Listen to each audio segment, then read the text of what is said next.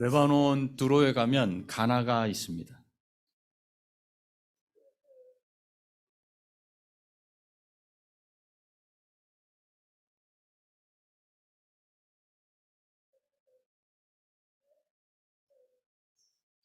레바논 두로에 가면 가나가 있어요.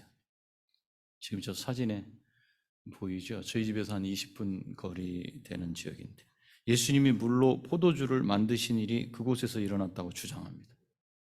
성경에 이 가나가 3군데 정도 나와요. 근데 지금 여기는 보니까 갈릴리 가나라고 이렇게 나와요. 두로에도 저 가나가 있어요. 그것은 이 성경에 나오는 가나, 이 과연 혼인잔치가 열렸던 가나가 정확히 어딘지가 불분명하다는 걸 말해주는 거예요. 그렇지만 이 학자들은, 성경 지리학자들은 갈릴리가 맞습니다, 이렇게 이제 주장을 해요. 뭐 거리나 여러 가지 정황을 따라서 어찌 됐건 그 두로에도 보면은 가나라고 있는데, 그 두로를 방문하는 사람들은 이 가나를 들러서 예수님의 포도주 사건을 떠올려요. 그 지역 주변 사람들도 여기가 바로 그 예수님이 혼인 잔치가 있었고 물로 포도주를 만드신 그 지역이다, 이렇게 해요. 그 주변 사람들은 무슬림들이에요. 예수님이 하나님의 아들이심을 믿지 않아요. 믿지 않는 이들에게 물로 포도주를 만드신 표적이 일어난 장소가 무슨 의미가 있을까요, 여러분?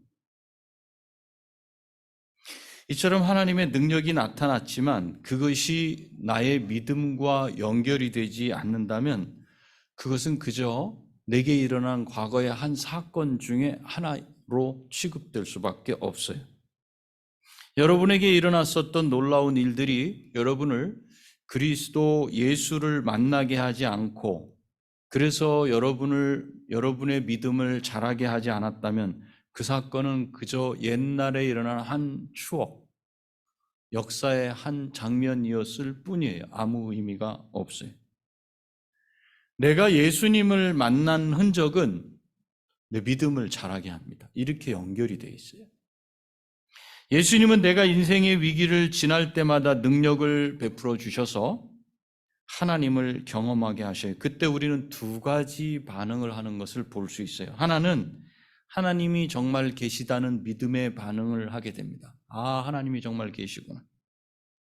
다른 하나는 하나님이 그 일을 해결해 주셨다, 아픈 걸 고쳐주셨다, 무슨 문제를 풀어주셨다는 간증으로 반응을 하게 돼요.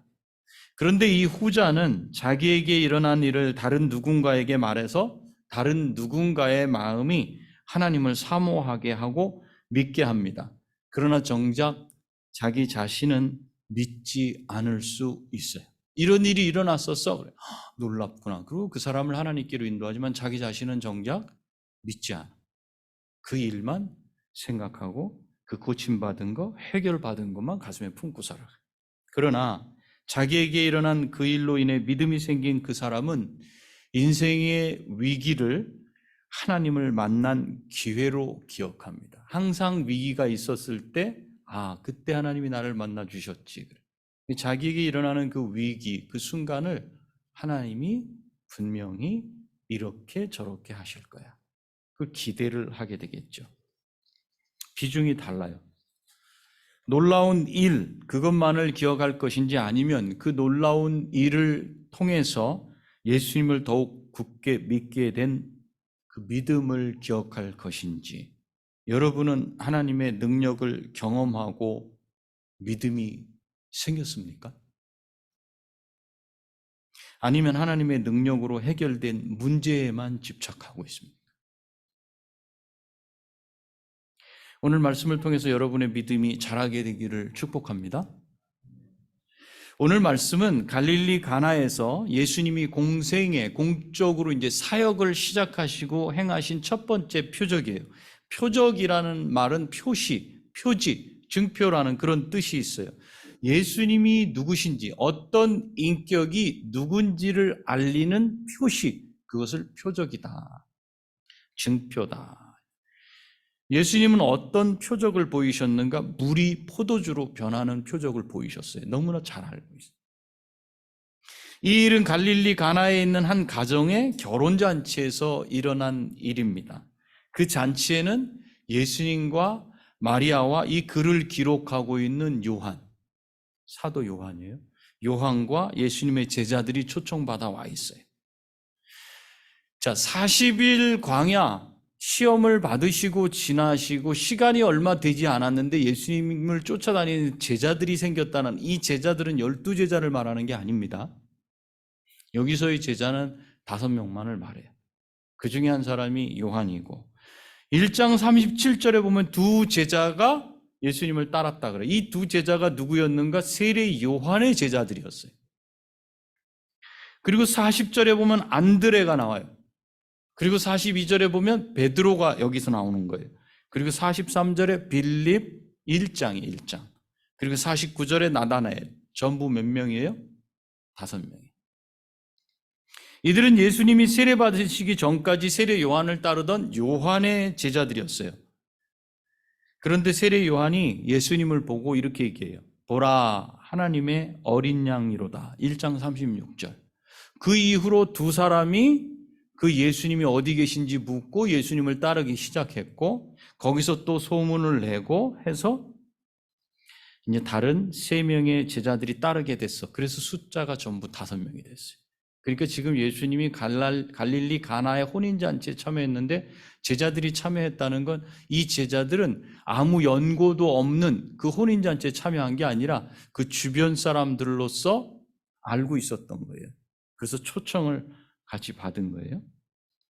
그렇기 때문에 예수님을 따르는 제자가 되긴 했지만, 그러나 아직 예수님을 잘 몰라요. 예수님에 대한 확실한 믿음이 있을까요? 없었을까요? 없는 거죠. 세례 요한의 제자였다가 갑자기 예수님께로 딱 돌아섰는데 어떻게 금방 그 사람에 대해서 신뢰하고 믿고 의지할 수 있겠어요? 그렇지 못한 상황이었어요. 이들과 함께 혼인잔치에 참여했는데, 그런데 그 잔치집에 포도주가 바닥이 났어요. 유대 문화에서 포도주는 물이 부족해서 마시는 음료와 같아요. 취하기 위해서 마시는 그런 류의 그것은 아닙니다. 그렇다고 이 알코올기가 없는 게 아니라 알코올이 그대로 존재하는 거예요. 그걸 음료로 마시는 거예요. 그런데 혼인 잔치집에 이 마실 음료가 부족한 것은 초청받은 자들을 모욕하는 거예요. 잔치집에 들어왔는데 뭐 먹을 거 없어? 먹을 게 없어. 그럼 왜 초청했어? 그리고 초청한 사람에게는 낭패였어요. 결국은 잔치가 중단될 위기가 찾아왔어요. 그때 예수님의 어머니 마리아가 예수님께 말하는 거예요. 저들에게 포도주가 없다. 이 자리에 마리아의 남편 요셉의 이름이 나오지 않는다는 건 이미 요셉은 죽었다는 걸 알 수 있어요. 남편이 죽고 나자 마리아는, 이 문화권 가운데 그래요. 남편이 죽으면 그 집안의 대소사를 보통 누가 결정하고 처리하게 되냐면 그 집에 그 다음 아들, 맏아들이 처리해. 그 맏아들이 누구예요? 예수님이죠. 그러니까 예수님께 지금 현재 여기 벌어진 이 문제를 해결하기 위해서 포도주가 떨어졌다 이렇게 말한 것이라고 이해할 수 있죠. 야, 이 문제를 어떻게 해결했으면 좋겠네. 왜? 여태껏 그래 왔어요. 아버지 죽고 나서. 그렇게 말할 수 있는데, 그런데 문제는 당장 포도주를 어떻게 구하느냐, 이 문제. 자, 그렇다면 마리아가 예수님께 저들에게 포도주가 없다 하는 말은 그냥 지나가는 말로, 야, 포도주가 다 떨어졌네, 이렇게 그냥 한 말은 아닐 거라는 걸 생각할 수 있어요. 그렇다면 마리아는 어디서 사올 수 없는, 금방 만들어내고 구할 수 없는 포도주 문제가 발생됐을 때 예수님께 포도주가 다 떨어졌다고 말씀한 건 어떤 의미였을까? 예수님께 포도주를 만들어 달라는 기대와 간청, 이 마음이 여기 들어가 있었다는 걸 알 수 있어요. 그렇다고 이전에 예수님께서 이런 일을 하신 적이 있는가 하면 전혀 없었어요. 공생애 시작하시고 이런 표적을 보이신 적이 없거든요. 그렇다면 삶의 여정 중에 그런 일이 있었는가? 기록이 없으니까 우리는 알 수는 없어요. 그러나 마리아는 예수님의 아기 때의 이야기 우리가 쭉 봤잖아요. 12살 때의 이야기 쭉 봤잖아요. 그리고 지금 30이 되기까지 18해가 지나는 동안 예수님이 하나님을 대하는 방식이 어땠는지를 알고 있어요. 예수님은 말씀에 순종해서 살아오셨어요. 완전한 인간 예수라는 것을 알고 있어요. 그리고 선지자를 통해서 또 성전에서 예수님의 입을 통해서 하신 말씀을 계속 마음속에 채곡채곡 쌓아두고 있었어요. 그렇게 30년을 같이 살았어요. 그러고 나서 지금 툭 던진 말이야. 저들에게 포도주가 없다.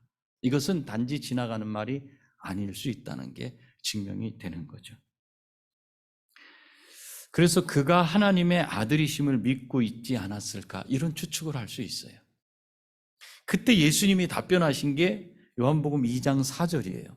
한번 읽어볼까요? 시작.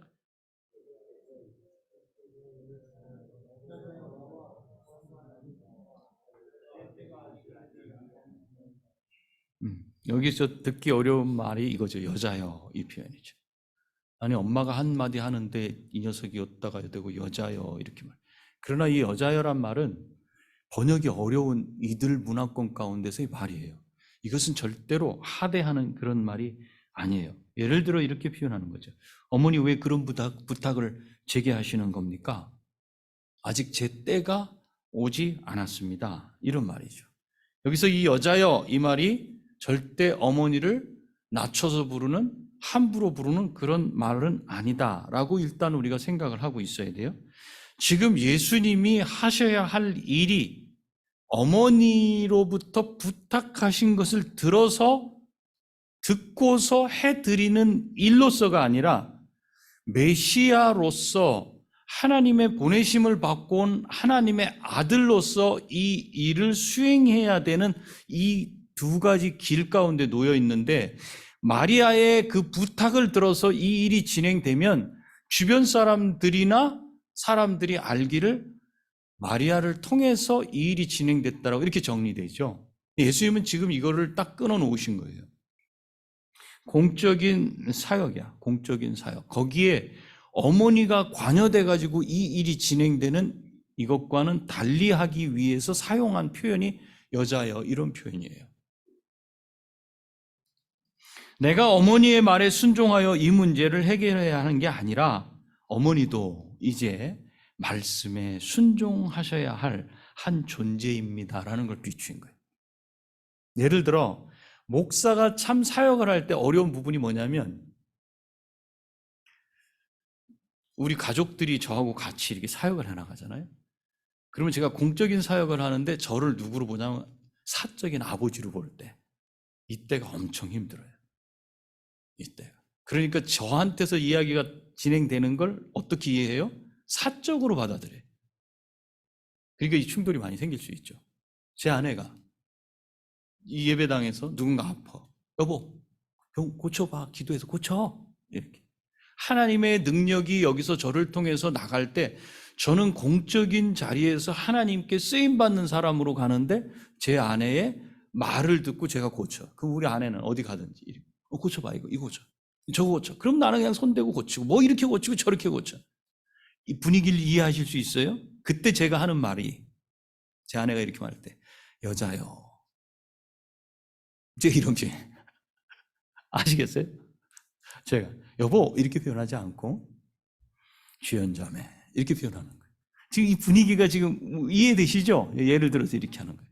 요게 혼돈이 되면은 하나님의 역사와 내 개인의 역사가 이렇게 나뉘어지게 돼요. 결국은 나는 누구를 드러내지 못하는가? 하나님을 드러내지 못해요.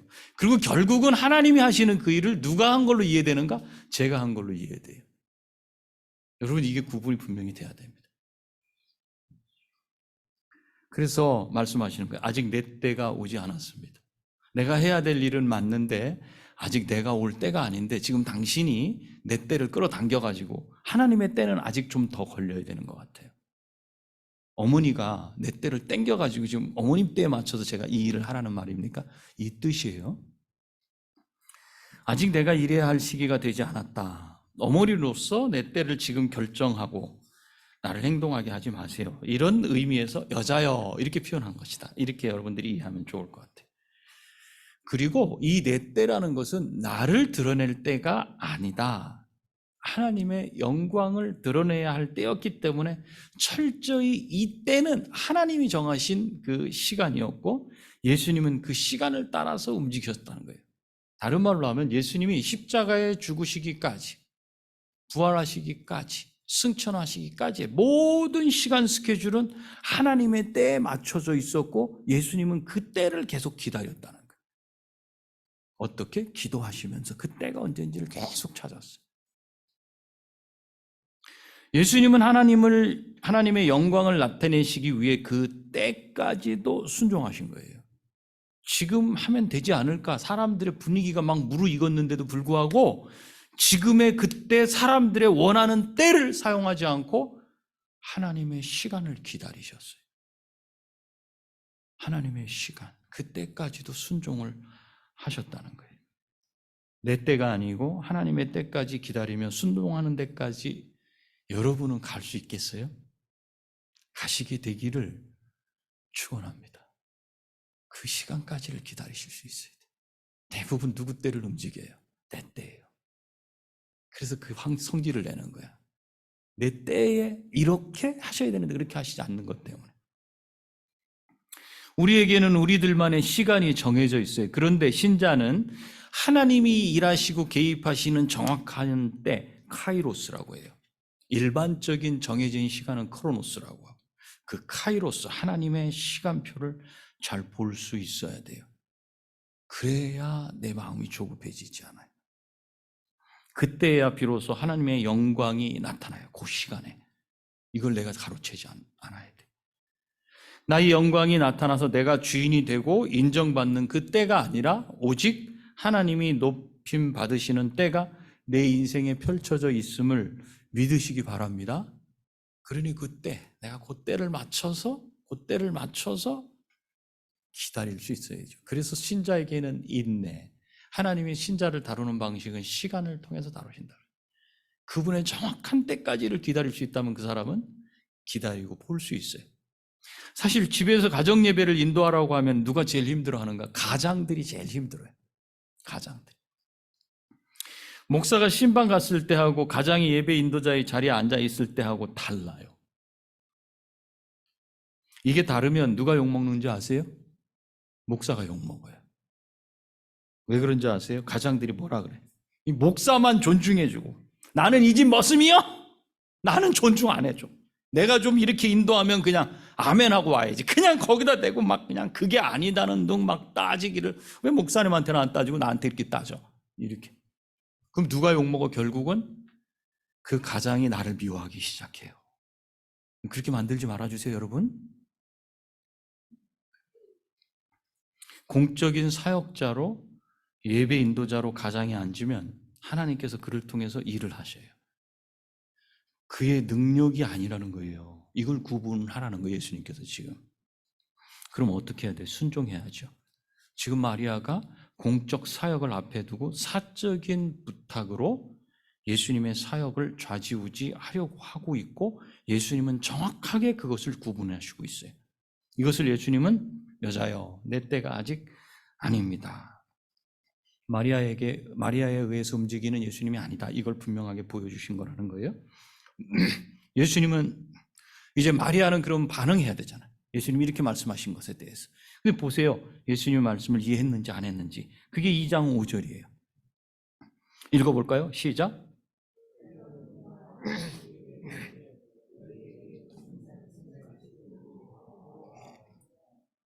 여기서 마리아가 보일 반응은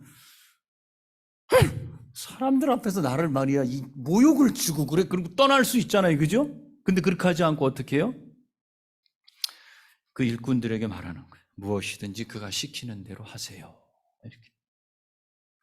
어머니의 부탁에 의해서 문제가 해결되는 것이 아니라 어머니도 어머니의 부탁에 그 시간에 따르지 않고 기다려야 돼.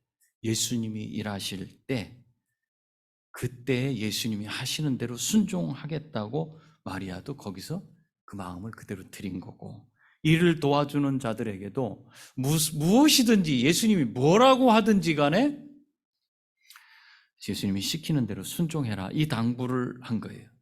그래서 순종은요, 이 나타나는 결과보다도 더 귀한 나의 고백이에요. 이 결과 관계없어요. 내가 하나님 앞에 순종하느냐, 그것이 이 나타난 열매보다도 더 귀한 고백이라는 거예요. 하나님의 영광은 그래서 무엇을 통해서 나타나는가? 순종을 통해서 나타나요. 여러분, 하나님의 영광을 보고 싶으세요? 하나님의 일하심을 보고 싶으세요? 그렇다면 말씀에 순종해 보세요. 그럼 그 일이 나타나요. 우리의 순종으로 하나님의 영광이 나타나는 것을 그래서 매 순간 보시는 여러분에게 하나님이 베풀어 주시는 은혜가 있기를 축원합니다. 순종하면 하나님의 영광이 나타난다.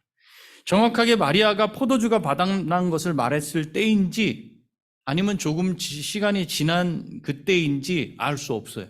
그러나 예수님이 이제 이를 돕는 도우미들에게, 하인들에게 말을 합니다. 뭐라고 말씀하셔요? 항아리에 물을 채우라. 유대인들은 외출해서 돌아오거나 식사 전후에 손을 씻게 돼요. 이것은 바이러스에 감염되지 않게 하려는 목적인 어떤 위생적인 목적에서 씻는 게 아니라 의식적인 불결, 손이나 몸에 뭔가 다른 게 달라붙어가지고 불결한 그 죄 가운데 들어갔을까봐 그것을 거기서부터 해결되는, 거기서부터 벗어나는 그런 차원에서의 씻음이었어요. 마태복음 15장 2절에도 보면 이런 말씀이 있잖아요. 당신의 제자들이 어찌하여 장로들의 유전을 범하나이까 떡 먹을 때 손을 씻지 아니하나이다. 그래서 각 집에는 이게 그 뜻이에요. 그래서 각 집에는 집집마다 이 하나에 두세 통씩 들어가는 그런 물을 담아두는 항아리가 여러 개 있었어요. 한 항아리에 보통 100리터에서 114리터 정도의 이렇게 물이 들어간다 그래요. 근데 이 집에는 이 돌 항아리가 몇 개 있었냐면 6개가 있었어요. 그러면 계산해봐요. 대충 100리터씩 들어간다면 몇 리터의 물을 채워야 될까요?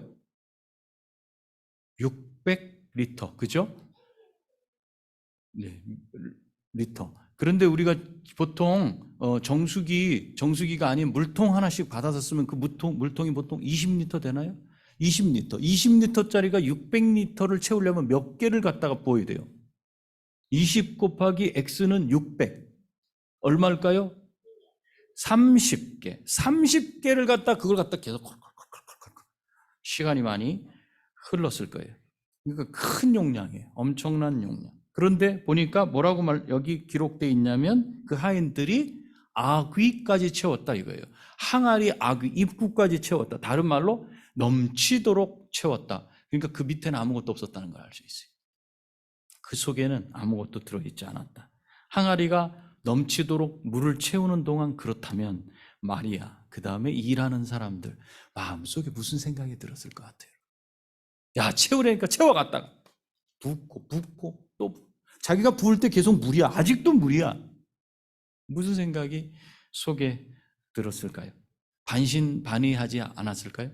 반은 이게 될 것 같기도 하고, 반은 이걸로 해서 뭘 할까 하는 그런 의심이 그 속에 들지 않았을까? 자기들도 이해 안 되는 행동을 하고 있어요. 우리가 지금 뭘 하고 있는 거지? 지금 필요한 건 포도주인데 예수님 지금 이렇게 하셨다, 이 뒷감당을 어떻게 하시려고 지금 그러시는 거지? 이렇게 생각할 수 있어요. 이 엄청난 양을, 아니 포도주 부족한데 포도주로 바꾸실 수 있단 말이야? 이런 의심이 그 안에 들어왔을 거예요. 이성으로는 도무지 이해가 안 되는 일이었어요. 그런데 이번에는 더 이해가 되지 않는 일을 시켜요. 지금까지 계속 갖다 부으라 그러셨잖아요. 갖다 부었어요. 가득 채우니까 이제는 8절, 이제는 떠서, 이제 그거 이렇게 떠서 연회장에게 먼저 갖다 줘라. 이 연회장은 결혼식 전체를 주관하는 사람이에요. 그 집 가족이 아니에요. 연회 전체를 주관하는 그런 사람인데 그 사람에게 모든 음식이 그 사람을 거쳐가야 돼. 이건 내도 된다. 이건 내지 말아야 된다. 이런. 그래서 음식과 포도주는 그를 먼저 거쳐야 되는데 문제는 금방까지는 물을 채우라고 해서 채웠는데 그 물이 포도주가 되려면 그래도 조금 시간이 있어야 된다든지, 뭐 예수님이 와서 뭐 항아리를 붙들고 뭘 하신다든지, 뭐 한 바퀴를 돈다든지, 뭐라고 말씀하신다든지, 뭐 이렇게 돼야 되지 않을까라고 마리아도 또 거기 일하는 사람들도 생각할 수 있어요. 좀 뭔가 이렇게 뭐 액션을 취하셔야만 뭐가 이게 되지 않을까? 아니면 하다못해 말이라도 하셔야지. 야, 물 변해라, 포도주로, 뭐 이렇게 하셔야 되는데, 열심히 퍼다 날르고는 땀을 딱딱. 이제 그 퍼다가 연회장한테 줘. 예? 땀도 아직 안 식었는데요? 퍼다 줘? 그래서 이제 떠다가 갖다 줘요. 갖다 줬더니 연회장이 이렇게 말해, 9절에. 연회장은 물로 된 포도주를 맛보고도 어디서 났는지 알지 못하되 물떠온 하인들은 알더라. 하인들이 지금 먹어봤어요? 안 먹어봤어요? 안 먹어봤어요. 겁이 나서 먹을 수가 있어요. 이거 갖다가 떠다 붓기만 하느라고 시간 다 쓰고 땀 흘렸는데 이제는 갖다 떠다 주려니까 그냥 떠다가 줘. 그럼 문제는 이제 이 사람이 이걸 마셔보고 포도주인지 아닌지만 생각하면 돼. 그걸 보고서 하인들은 알 수 있어. 아, 이게 포도주군 아니고. 그런데 하인들을 먹어보지도 못한 그 물로 된 포도주. 그거를 연회장에게 갖다 주니까 연회장이 그것을 맛을 딱 보는 거예요. 이렇게 딱 맛을 보더니 이렇게 말하는 거예요. 사람마다 신랑을 불러. 신랑 좀 이리 와봐. 사람마다 좋은 포도주를 먼저 내고 사람들이 좀 취해가지고 이제는 뭐 분간이 안 되는 그때쯤 되면은 이제 낮은 단계의 포도주를 내는데 지금까지 좋은 포도주를 딱 뒀네? 이러면서 신랑을 칭찬해. 그러면 이 물이 포도주가 됐다는 거예요? 안 됐다는 거예요? 됐다는 거죠. 그럼 어떻게 물이 포도주가 된 거예요? 어떻게 됐어요? 말씀해 보세요. 지금까지 들었잖아요. 물이 어떻게 포도주가 됐어요?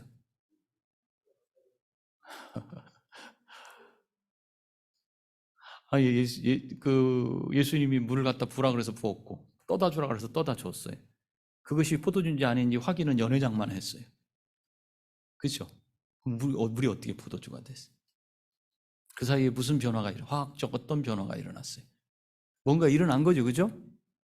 물을 포도주라고는 안 하잖아요. 뭔가 일어났어. 이거 누가 일으켰어요? 예수님이 능력으로 이렇게 일으키신 줄 믿습니다.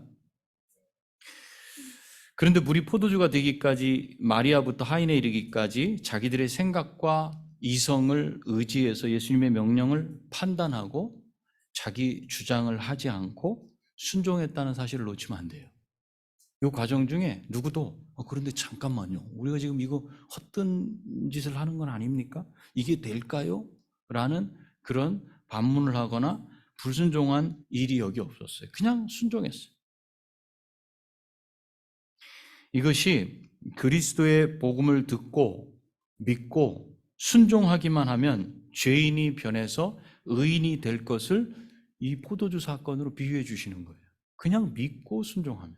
근데 우리는 여전히 우리 이성과 우리의 생각과 우리의 고집과 질문 많아. 이게 뭐예요?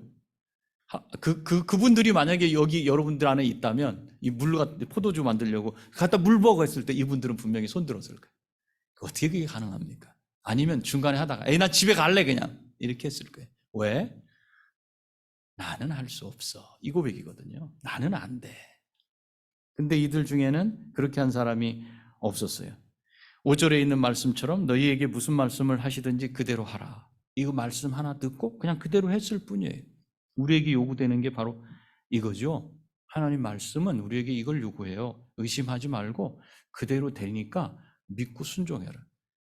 지금까지 30년 신앙생활을 해왔는데 믿고 순종해서 그대로 되는 걸 순종해서 오신 분들은 그게 뭔지 알아요. 그런데 여태껏 반신반의했던 분은 지금도 의심하고 있어요. 말씀을 보면서도 의심하고 말씀을 들으면서도 의심해요. 여러분은 어떤 자리에 서 있는지 한번 보세요. 여기 아무도 어떻게 물이 포도주가 될 수 있는지 몰랐어요.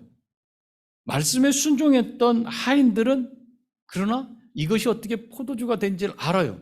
순종 때문에 알게 됐어요. 이 순종은 먼저 예수님의 말씀에 순종하고 성질내지 않은 마리아가 먼저 순종하고 이 마리아가 하인들에게 순종하라고 말해서 이루어진 일이에요. 우리는 이성적으로 이해되지 않으면 받아들이기를 힘들어합니다. 특히 이성을 따라서 오랜 시간 인생을 살아온 분들은 더욱 받아들이기가 어렵습니다. 그래서 믿지 않죠. 여러분이 잔치집에 하인으로 있었다면 어떻게 했을 것 같습니까? 그러나 마리아로부터 하인들에 이르기까지 이미 예수님의 권세 앞에서 자기의 이성을 앞세우지 못하도록 하나님이 다스리지 않으셨는가? 이렇게 생각할 수 있어요. 잔치집이 순식간에 축하할 손님이 다 사라진 무덤과 같은 그런 분위기가 될 위기 가운데 예수님은 더 좋은 포도주를 내셔서 축하연이 지속되며 그 자리가 즐거워하는 자리, 기쁨의 자리가 될 수 있도록 변화시키셨어요. 이처럼 예수님이 함께 하시면 사람들이 기쁨 가운데 들어가요. 단 믿음을 가지고 예수님이 함께 하시고, 믿음을 가지고 있는 그 사람에게 예수님이 함께 하실 때, 물로 된 포도주는 예수 그리스도로 인한 구원의 기쁨, 이것을 말해줘요. 위기를 만나고, 인생의 위기를 만나고, 절망을 만나고 좌절할 수 있는 그 순간을 변화시켜 주시는 것을 말해주고 있어요. 그리고 물이 포도주 되게 하신 이 표적은 예수님께서 이제 메시아다, 하나님의 아들이시다라는 걸 보여주는 놀라운 사건이었어요. 그렇기 때문에 물이 포도주 된 일에 놀라고 말면 안 돼요. 가서 하인들이 계속 물을, 야, 이거 먹어봐봐.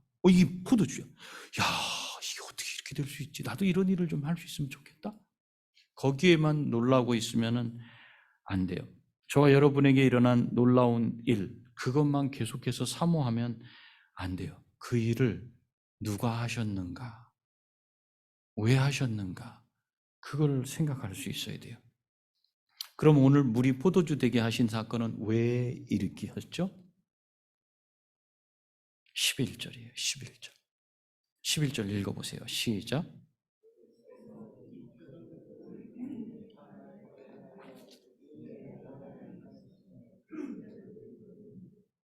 그의 영광을 나타내셨다. 그의 영광을 나타내셨다는 건 그가 하나님의 아들이시고 메시아이심을 이 일로 나타내셨다. 그랬더니 일어난 반응이 뭐예요? 누가 믿었어요? 몇 명? 이 사람들이 전에 누구 제자였는데? 세례 요한의 제자였어요. 세례 요한의 제자였던 사람이 예수님의 제자로 돌아섰는데 이제 예수님의 제자로 이들이 자라기 위해서 뭐가 필요했어요? 믿음이 필요했어요. 그 믿음을 위해서 예수님이 행하신 일이 뭐예요? 혼인잔치에 떨어진 포도주를 물로 대신 만드신 그 일이에요. 믿음 때문에 만드셨어요. 제자로 살던 자들이 예수님의 제자로 들어와서 예수님을 따르기는 했지만 그들에겐 지식적으로 예수님을 아는 것이 그냥 다였어요. 지식적인 거였어요. 믿음이 연약하죠. 그런데 이제는 예수님의 능력을 알게 됐어요. 그러자 제자들이 어떻게 했다고요? 믿게 되었다. 우리에게 믿음의 과정도 똑같아요. 하나님이 이제 예수님 믿은 사람들에게는 이런 능력 저런 능력들을 나타내 보이셔요. 그래서 초창기에 별의별 일들이 다 일어나요. 그 일들을 통해서 무엇을 하시려고 하는가? 내가 창조주 하나님이시다. 내가 능력이 있다. 나는 전능한 하나님이고 하나님의 아들이다라는 걸 보여주셔서 믿음이 자라게 해요. 이 표적이 거기에 있었던 모든 사람들에게 나타났는데 요한은 뭐라고 기록하냐면 거기에 있는 모든 사람들이 다 믿으니라 이렇게 표현하지 않아요. 뭐라고 하냐면 제자들이 그를 믿으니라 이렇게 표현해요. 제자들만 믿었다 이렇게 기록하고 있어요. 결국 물이 포도주 되게 하심으로 예수님은 그를 따르기 시작한 5 제자들에게 예수님이 하나님의 아들이심을 능력으로 보이심으로 믿음이 더욱 자라게 하셨어요. 제자들은 믿음이 자랐고 연회장은 기뻐했고 하인들은 어땠을까요? 땀 많이 흘렸죠? 수고했는데 야 포도주 한 잔해. 아유 좋은 포도주. 희한한 포도주 우리가 마신다. 이것으로 마무리됐을까요? 아니면 야 저분 정말 대단한 분이신데 했을까? 몰라요. 기록이 안 됐으니. 그러나 요한은 딱 기록하기를 제자들이 그를 믿으니라. 결국 이 포도주, 물로 된 포도주는, 물이 포도주 되게 하신 사건은 제자들의 믿음을 위해서 하나님이 일으키신 거예요. 마찬가지로 저와 여러분들에게 기적과 같은 일이 벌어지는 거는 그걸 보고 놀랍다. 난 그 다음에도 또 한번 보여주세요. 또 한번 보여주시죠. 이게 아니라 누굴 위해서? 나를 위해서. 내가 어떻게 하도록? 믿도록. 하나님의 축복인 줄 믿으시기 바랍니다. 여러분들에게 큰 일이 있었습니까?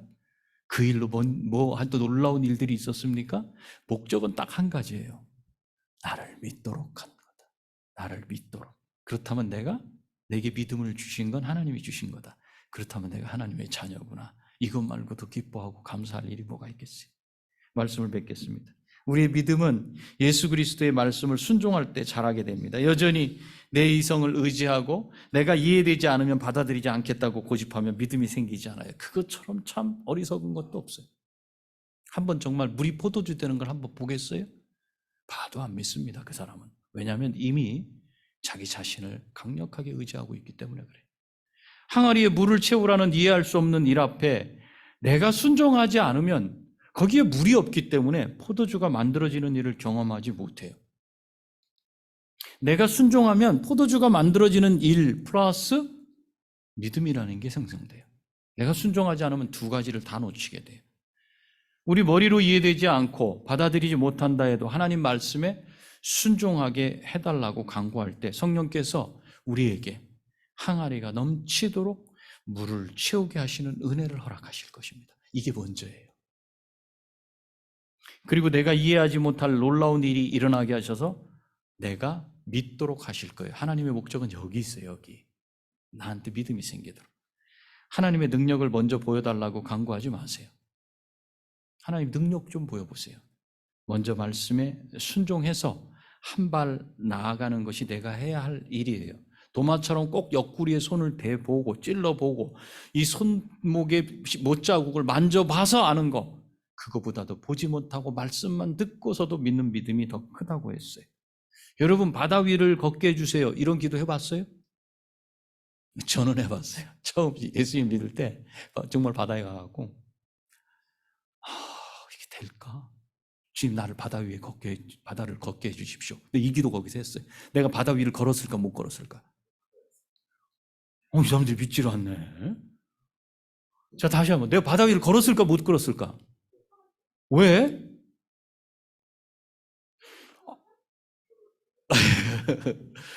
난 못 걸었어요. 왜 그러냐면 나는 그 기도를 하고 바다를 걸어가지 않았기 때문에.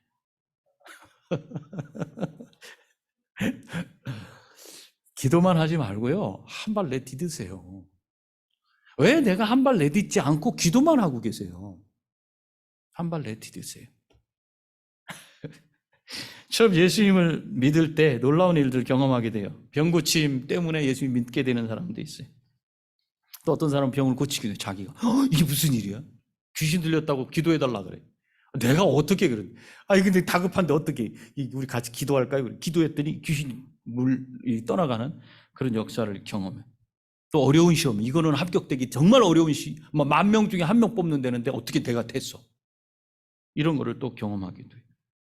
당첨되기 어려운 어떤 그런 거에 내가 당첨이 되기도 해.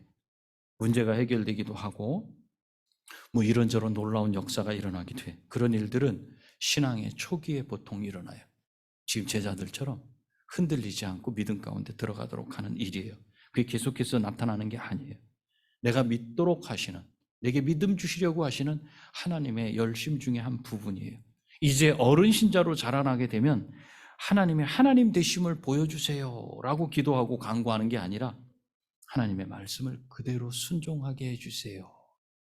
이제 순종하는 태도, 이게 필요한 거예요. 날마다 나한테 은혜를 좀 끼치셔서 나 뒤집어지게 좀 하시고 이렇게도 좀 해주시고 이렇게도 좀 해주세요. 바다 위를 내가 못 걸었다니까. 기도는 하고 내가 내 발을 내딛지 않아가지고. 그 기도가 아니라 주님, 내가 주님 말씀에 순종해서 한 발 내딛습니다. 빠져. 또 한 발 내딛습니다. 빠져. 무릎까지도 빠져. 허리까지도 빠져. 아닌가 보지. 주님 어떻게 하실 수 있어? 빠져 들어가더라도 밟으라는 거예요. 한 발을 내디디라는 거예요. 하나님의 때에 하나님이 거기서 걷게 하시고 일으켜 세우시고 인도하셔요. 거기에 뭐가 필요한가? 나의 순종이 들어갔을 때 하나님 믿음으로 나한테 반응하셔요. 제자들은 지금 순종하는 게 아무것도 없어요. 그 제자들을 믿게 하기 위해 어떤 사람들을 하나님이 순종케 하셔가지고 그 일이 일어나게 하셨다는 거예요. 결국은 그 일이 제자들을 믿게 하셨어요. 우리는 순종하는 태도가 필요해요. 그래서 너희에게 무슨 말씀을 하시든지 그대로 하라. 하나님이 말씀하시면 그대로 하세요. 아직 결과를 못 봤어요? 아직까지도 눈물 나고 아직까지도 물속에 빠지고 있어요? 걸어가세요. 주님이 일으켜 세우시고 주님을 믿게 하시는 그때까지 이해되지 않아도 그대로 순종하면 하나님의 능력을 보게 되실 줄 믿습니다. 그때 우리의 믿음은 자라게 되는 거예요. 예수님이 관심 있는 거, 하나님께서 관심 있는 건 저와 여러분의 믿음이 어른으로 자라는 거예요. 계속 베이비 신앙이 돼가지고 여기서 계속 의심하고 돌아서고 또 돌아서고 또 의심하고 그리로 들어가지 아니하고, 이 은혜가 먼저 순종하심으로 여러분에게 일어나고, 그래서 위기 가운데 어둠이 될 그 삶의 현장이 어떤 분위기? 천국 잔치를 일으키는 잔치 분위기가 되고 기쁘고 함께 누리는 그런 천국 잔치가 우리들의 삶 속에서 일어나게 되시기를 축복합니다. 기도하시겠습니다.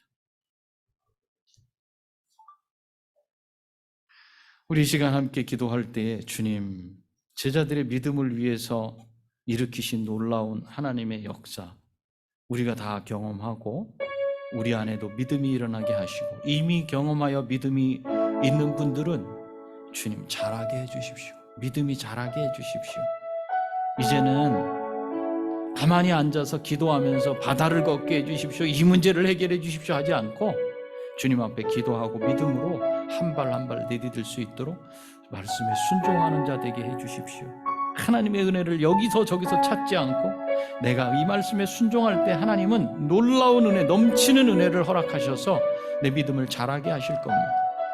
내가 아직 영적인 어린아이 수준에 있어서 계속 은혜만을 간구하는 자라면 주님, 내 믿음이 자라도록 이제 말씀 앞에 순종하며 한 발 내딛는 자 되게 해주십시오 하고, 이제 영적 청년, 영적 부모가 되어 있다면 주님, 내가 순종함으로 다른 사람이 믿음을 경험할 수 있도록 믿음에 들어오도록 해주시옵소서. 이렇게 기도하시기를 바랍니다. 우리 기도하시겠습니다.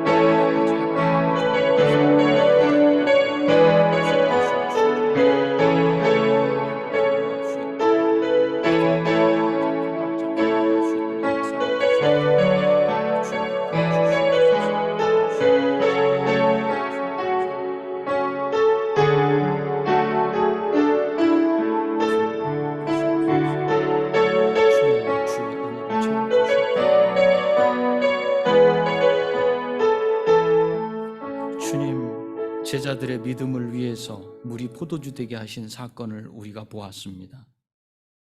주님, 우리의 믿음을 위해서도 하나님께서는 이런 일 저런 일을 통해서 믿음이 일어나게 하시고 자라게 하시는 줄 믿습니다. 그러나 신앙의 초보, 영적인 베이비 상태에 우리가 머물러서 계속해서 주님 능력만 보여주십시오, 능력만 보여주십시오 하면서 능력만 사모하지 아니하고